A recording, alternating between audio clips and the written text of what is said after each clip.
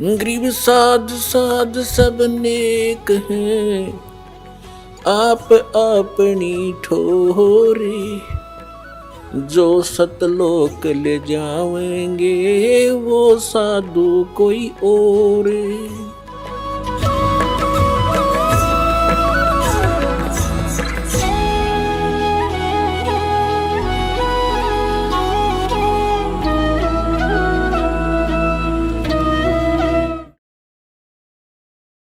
ಪುಣ್ಯಾತ್ಮರೇ, ಋಗ್ವೇದ ಮಂಡಲ ಸಂಖ್ಯೆ 9 ಸೂಕ್ತಿ ಸಂಖ್ಯೆ 82 ಮಂತ್ರ 1ರಲ್ಲಿ ಸ್ಪಷ್ಟಗೊಳಿಸಿದೆ. ಮತ್ತು ಇದೇ ಸಂಸ್ಕೃತ ತಿಳಿದಿರುವವರ ವಿದ್ವಾನರೆನಿಸಿಕೊಂಡವರ ಮೂಲಕ ಅನುವಾದಿತವಾಗಿದೆ. ಆರ್ಯ ಸಮಾಜತ್ತು ಆರ್ಯ ಪ್ರತಿನಿಧಿ ಸಭಾ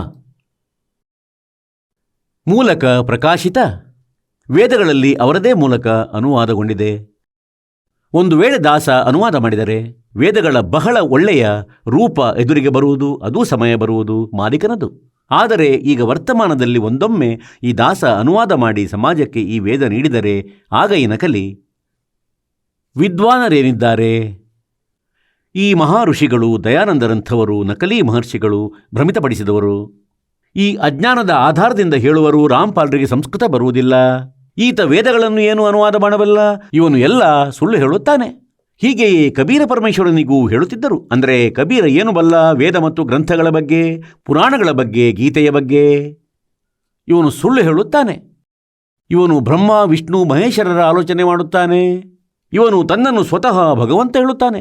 ಹಾಗೆ ಅವರ ಬೇಳೆ ಬೆಂದಿತು ಅಲ್ಲಿ ಆ ಸಮಯದಲ್ಲಿ 600 ವರ್ಷಗಳ ಮೊದಲು. ಏಕೆಂದರೆ ನಾವು ಶಿಕ್ಷಿತರಾಗಿರಲಿಲ್ಲ. ಈಗ ನಾವು ವಿದ್ಯಾವಂತರು ಮತ್ತು ದೇವನಾಗರಿ ಲಿಪಿಯನ್ನು ನಾವು ಬಹಳ ಚೆನ್ನಾಗಿ ತಿಳಿಯುತ್ತೇವೆ.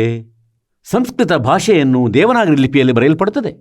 ಶಬ್ದಕೋಶ ನಮ್ಮ ಬಳಿ ಇದೆ, ತತ್ವಜ್ಞಾನ ನಮ್ಮ ಬಳಿ ಇದೆ. ನಾವು ಸುಲಭವಾಗಿ ಈ ವೇದಗಳ ಅನುವಾದ ಮಾಡಬಹುದಾಗಿದೆ. ಆದರೆ ಇದಕ್ಕಿಂತ ಮೊದಲೇ ಪರಮಾತ್ಮನು ದಯ ಮಾಡಿದ್ದಾನೆ. ಇವರದೇ ಮೂಲಕ ವಿಶಿಷ್ಟ ಜ್ಞಾನ ಅನುವಾದ ಮಾಡಿಸಿದರು ಕೆಲವೊಂದು ಶ್ಲೋಕಗಳಲ್ಲಿ. ಆದರೆ ಇವರು ಹೆಚ್ಚು ಅಸಂಬದ್ಧ ಬರೆಯದಂತೆ ಪರಮಾತ್ಮ ಇವರ ಬುದ್ಧಿ ಆಫ್ ಮಾಡಿದರು. ಮತ್ತಿವರು ಕೆಲವು ಸತ್ಯತೆಯನ್ನು ಬರೆದರು. ಇಲ್ಲವಾದರೆ ಇವರು ಬಹಳ ಅಜ್ಞಾನ ತುಂಬಿಟ್ಟು ಬಿಡುತ್ತಿದ್ದರು. ವೇದಗಳ ಅನುವಾದದಲ್ಲಿ ಅಲ್ಲಿ ಪ್ರತ್ಯಕ್ಷ ಬರೆಯಲಾಗಿದೆ ಏನೆಂದರೆ ಪರಮಾತ್ಮ ಸಶರೀರನು, ಅವನು ಮಾನವ ಸದೃಶ ಶರೀರನು. ಅದರ ಬದಲಿಗೆ ಇವರು ಏನೇನೋ ಅಜ್ಞಾನ ತುಂಬಿಟ್ಟಿದ್ದಾರೆ. ಏಕೆಂದರೆ ಅನುವಾದಕರ್ತರ ತಲೆಯಲ್ಲಿ ದಯಾನಂದ ತುಂಬಿದ್ದರು.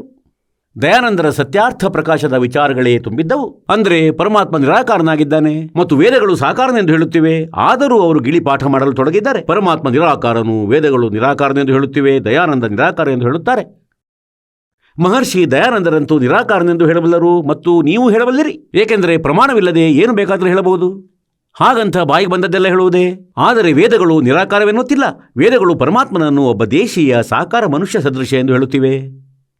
ಋಗ್ವೇದ ಮಂಡಲ ಸಂಖ್ಯೆ 9 ಸೂಕ್ತಿ ಸಂಖ್ಯೆ 82 ಮಂತ್ರ 1ರಲ್ಲಿ 2ರಲ್ಲಿ ಮತ್ತು 3ರಲ್ಲಿ ಸ್ಪಷ್ಟಗೊಳಿಸಿದೆ ಏನೆಂದರೆ ಆ ಪರಮಾತ್ಮ ಎಲ್ಲರ ಉತ್ಪತ್ತಿ ಮಾಡುವಾತನು, ಸರ್ವ ಉತ್ಪಾದಕ ಪ್ರಭು.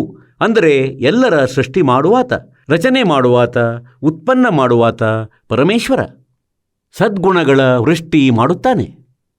ಅವನು ಪಾಪಗಳ ನಾಶ ಮಾಡುತ್ತಾನೆ. ಅಂಗಾರಿ, ಅವನು ಕವೀರ ಅಂಗಾರಿ. ಅಂಗ ಅಂದರೆ ಪಾಪ, ಅರಿ ಅಂದರೆ ಶತ್ರು. ಮತ್ತು ಅವನು ರಾಜನ ಸಮಾನ ದರ್ಶನೀಯನು, ನೋಡಲು ಯೋಗ್ಯನು, ಸಾಕಾರನು. ಮತ್ತು ಆ ಪರಮಾತ್ಮ ಮಿಂಚಿನಂತಹ ಗತಿಯಿಂದ ಅತಿ ಗತಿಶೀಲ ವಸ್ತುವಿನ ಸಮಾನ ಅಲ್ಲಿಂದ ಹೊರಟು ಶ್ರೇಷ್ಠ ಪುರುಷನಿಗೆ ಯಾರು ದೃಢ ಭಕ್ತರಿರುತ್ತಾರೆ ಅವರಿಗೆ ಸಿಗುತ್ತಾರೆ. ಮತ್ತು ಯಾವ ಉದ್ದೇಶದಿಂದ ಸಿಗುತ್ತಾರೆ ಅವರಿಗೆ ಜ್ಞಾನವನ್ನು ನೀಡುತ್ತಾರೆ. ಋಗ್ವೇದ ಮಂಡಲ ಸಂಖ್ಯೆ 9 ಮತ್ತು ಸೂಕ್ತಿ ಸಂಖ್ಯೆ 96ರ ಮಂತ್ರ ಸಂಖ್ಯೆ 16ರಿಂದ ಹಿಡಿದು 20-21 ತನಕ ಸ್ಪಷ್ಟಪಡಿಸಿದೆ ಏನೆಂದರೆ ಹೇ ಪರಮಾತ್ಮ, ತಮ್ಮ ಆ ಗುಪ್ತನಾಮ ಯಾವುದಾಗಿದೆ, ಅದರ ಜ್ಞಾನ ಮಾಡಿಸಿ. ತಮ್ಮ ವಾಸ್ತವಿಕ ರಹಸ್ಯಮಯ ಆ ಶ್ರೇಷ್ಠ ನಾಮ ಯಾವುದಾಗಿದೆ. ಅದರಲ್ಲಿ 17ರಲ್ಲಿ ಬರೆದಿದೆ ಏನೆಂದರೆ ಆ ಪರಮಾತ್ಮ ಯಾರು ಶಿಶುರೂಪ ಧಾರಣೆ ಮಾಡಿ ಪ್ರಕಟನಾಗುತ್ತಾನೆ ಮತ್ತು ದೊಡ್ಡವನಾಗಿ ನಂತರ ತನ್ನ ಸಚ್ಚಿದಾನಂದ ಘನವಾಣಿ ಕಬೀರವಾಣಿಯನ್ನು ತನ್ನ ಮುಖಾರವಿಂದದಿಂದ ಲೋಕೋಕ್ತಿಗಳ ಮಾಧ್ಯಮದಿಂದ, ಕಾವ್ಯಗಳ ಮಾಧ್ಯಮದಿಂದ, ಕವಿತೆಗಳ ಮುಖೇನ ಹೇಳುತ್ತಾರೆ. ಈ ಕಾರಣದಿಂದ ಅವರು ಪ್ರಸಿದ್ಧ ಕವಿಗಳಲ್ಲೊಬ್ಬರೆಂದೂ ಒಂದು ಬಿರುದನ್ನು ಪ್ರಾಪ್ತಿಸುತ್ತಾರೆ. ಆದರೆ ಅವರಾಗಿರುತ್ತಾರೆ ಅಮರಪುರುಷ. ಮತ್ತು ಆ ಅಮರಪುರುಷನ ಮೂಲಕ ಕೃತ ಆ ಅಮೃತವಾಣಿ, ಸಚ್ಚಿದಾನಂದ ಘನ ಬ್ರಹ್ಮನ ವಾಣಿ ಅವರ ಅನುಯಾಯಿಗಳಿಗಾಗಿ, ಒಳ್ಳೆಯ ಆತ್ಮಗಳಿಗಾಗಿ ಋಷಿಮನ, ಋಷೀಕೃತ. ಸ್ಪರ್ಶ ಅಂದರೆ ಬಹಳ ಆನಂದದಾಯಕವಾಗುತ್ತದೆ, ಬಹಳ ಪ್ರೀತಿಯದ್ದಾಗಿರುತ್ತದೆ ಆ ಮಾಲೀಕನ ವಾಣಿ, ಸಚ್ಚಿದಾನಂದ ಘನ ಬ್ರಹ್ಮನ ವಾಣಿ. ಮತ್ತು ಆ ಪರಮಾತ್ಮ ಮೂರನೇ ಧಾಮದಲ್ಲಿ ವಿರಾಜಮಾನರಾಗಿದ್ದಾರೆ. ತೃತೀಯಂ ಧಾಮ್ ವಿರಾಜಂ. ಅವರು ಮೂರನೇ ಧಾಮದಲ್ಲಿ ಸತ್ಯಲೋಕದಲ್ಲಿ ವಿರಾಜಮಾನರಾಗಿದ್ದಾರೆ. ಮತ್ತು ಆ ಪರಮಾತ್ಮ ಅಲ್ಲಿಂದ ಯಾವಾಗ ಬರುತ್ತಾರೆ? ಒಂದು ಸುಂದರ ಒಳ್ಳೆಯ ವಸ್ತ್ರಧಾರಣೆ ಮಾಡಿ, ಅಂದರೆ ವ್ಯಕ್ತಿ ಬಂದಂತೆ ಸುಂದರ ಶುಭ್ರ ವಸ್ತ್ರಧಾರಣೆ ಮಾಡಿ, ಬೇರೆ ವಸ್ತ್ರ ಅಂದರೆ ಬೇರೆ ಅನ್ಯ ಶರೀರ ಮನುಷ್ಯನಂತೆ ಧಾರಣೆ ಮಾಡಿ ಪ್ರಕಟನಾಗುತ್ತಾನೆ. ಈಗ ಪುಣ್ಯಾತ್ಮರೇ, ನಾವು ಪರಮಾತ್ಮನ ಬಯಕೆಯಲ್ಲಿ ಯುಗಗಳಿಂದ ತೊಡಗಿದ್ದೇವೆ. ಮತ್ತು ಪರಮೇಶ್ವರ ಕಬೀರ ದೇವರು ಅಂದರೆ ಆ ಪೂರ್ಣ ಪರಮಾತ್ಮ ನಮ್ಮೆಲ್ಲರ ಮಾಲೀಕನಾಗಿದ್ದಾನೆ. ಯಾರದು ನಮಗೆ ಬಯಕೆ ಇದೆ. ಅವರು ಸ್ವತಃ ಬಂದು ತಮ್ಮ ಜ್ಞಾನವನ್ನೂ ನಮಗೆ ನೀಡಿ ಹೋಗುತ್ತಾರೆ, ವಿಶಿಷ್ಟ ಸಮಾಧಾನವನ್ನೂ ಹೇಳುತ್ತಾರೆ. ಆದರೂ ಈ ಕಾಲಭಗವಂತ ಬ್ರಹ್ಮನ ಮೂಲಕ ಭ್ರಮಿತ ಅಜ್ಞಾನಿ ಋಷಿ ಮಹರ್ಷಿಗಳು ಬಹಳಷ್ಟು ಸಂಖ್ಯೆಯಲ್ಲಿ ಇರುತ್ತಾರೆ. ಈ ಕಾರಣದಿಂದ ನಾವು ಆ ಪರಮೇಶ್ವರರ ಮೂಲಕ ನೀಡಲ್ಪಟ್ಟ ಜ್ಞಾನವನ್ನು ಅರಿಯದಾದೆವು. ಈಗ ಆ ಪರಮೇಶ್ವರರು ನಮ್ಮ ಮೇಲೆ ದಯೆ ತೋರಿದ್ದಾರೆ. ಈ ಕಲಿಯುಗದಲ್ಲಿ, ಈ ಮಧ್ಯದ ಪೀಳಿಗೆಯಲ್ಲಿ ನಿಮಗೆ ಮನುಷ್ಯ ಜನ್ಮ ನೀಡಿದ್ದಾರೆ. ಈ ಮನುಷ್ಯ ಜೀವನದ ಅವಶ್ಯಕತೆ ಏನಿರುತ್ತದೆ? ಒಂದು ವೇಳೆ ನಾವು ಭಕ್ತಿ ಮಾಡದಿದ್ದರೆ, ಸತ್ಯ ಸಾಧನೆ ನಮಗೆ ಪ್ರಾಪ್ತವಾಗದಿದ್ದರೆ, ಪೂರ್ಣ ಗುರು ಸಿಗದಿದ್ದರೆ, ಆಗ ಯೂಸ್ಲೆಸ್ ಆಗುವುದು ಈ ಮನುಷ್ಯ ಜೀವನ. ಇದರಲ್ಲಿ ಕೇವಲ ಪಾಪಗಳು ಒಟ್ಟುಗೂಡುತ್ತವೆ, ಶುಭವಾಗಲಾರದು. ಅನ್ಯ ಪ್ರಾಣಿಗಳ ಜೀವನ ಏನಿದೆ ಅದರಲ್ಲಿ ಅವು ಕೇವಲ ತಮ್ಮ ಕರ್ಮ ಅನುಭವಿಸುತ್ತವೆ. ಮತ್ತು ನಾವು ನಮ್ಮ ಕರ್ಮ ಭೋಗದೊಡನೆ ನಾವು ಕರ್ಮ ಭವಿಷ್ಯದ್ದು ಮಾಡುತ್ತಾ ಇದ್ದೇವೆ. ಸಂಚಿತ ಕರ್ಮಗಳು ನಮ್ಮವು ಆಗುತ್ತಿರುತ್ತವೆ. ಕ್ರಿಯೆಗಳಿಂದಾಗಿ ಕರ್ಮ ನಮ್ಮದಾಗುತ್ತವೆ ಮತ್ತು ಅವು ಸಂಚಿತ ಕರ್ಮಗಳಲ್ಲಿ ಆ್ಯಡ್ ಆಗುತ್ತವೆ.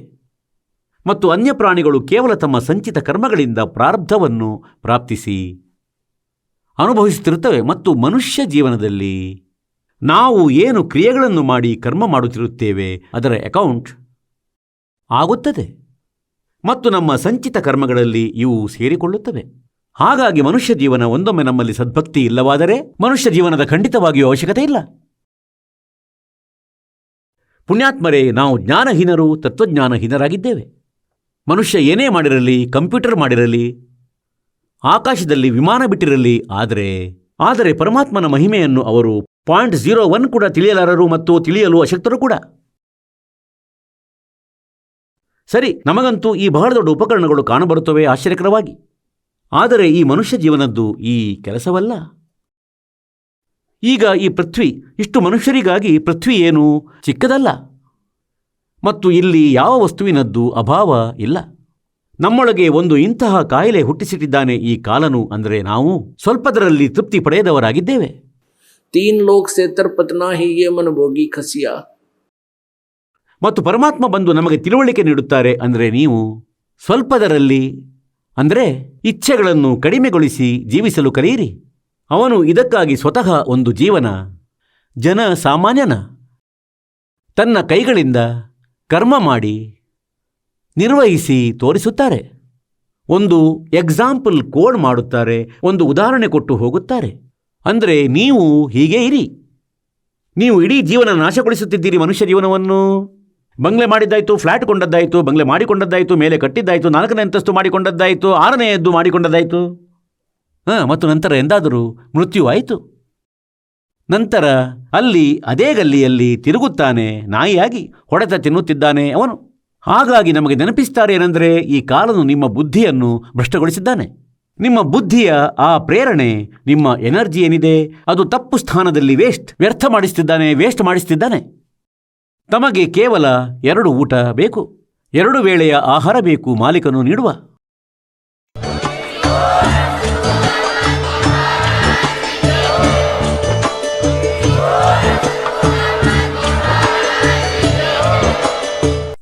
ಕೇಳಿದ್ದೀರಿ ಜಗದ್ಗುರು ತತ್ವದರ್ಶಿ ಸಂತ ರಾಮ್ಪಾಲ್ ಮಹಾರಾಜರ ಮಂಗಳ ಪ್ರವಚನ. ಹೆಚ್ಚಿನ ಮಾಹಿತಿಗಾಗಿ ವಿಸಿಟ್ ಮಾಡಿ ನಮ್ಮ ವೆಬ್ಸೈಟ್ www.jagadguru-rampalji.org. ಸಂತ ರಾಮ್ಪಾಲ್ ಮಹಾರಾಜರ ಶುಭ ಆಶೀರ್ವಾದದಿಂದ ಇಡೀ ವಿಶ್ವದಲ್ಲಿ 500ಕ್ಕೂ ಹೆಚ್ಚು ನಾಮದೀಕ್ಷಾ ಕೇಂದ್ರಗಳಿವೆ. ಇದರಲ್ಲಿ ಸಂತ ರಾಮ್ಪಾಲ್ ಮಹಾರಾಜರಿಂದ ನಿಶುಲ್ಕವಾಗಿ ಆನ್ಲೈನ್ ನಾಮದೀಕ್ಷೆ ಕೊಡಲಾಗುತ್ತಿದೆ. ತಮ್ಮ ಹತ್ತಿರದ ನಾಮದೀಕ್ಷಾ ಕೇಂದ್ರದ ಮಾಹಿತಿಗಾಗಿ ಸಂಪರ್ಕಿಸಿ 888 444 7302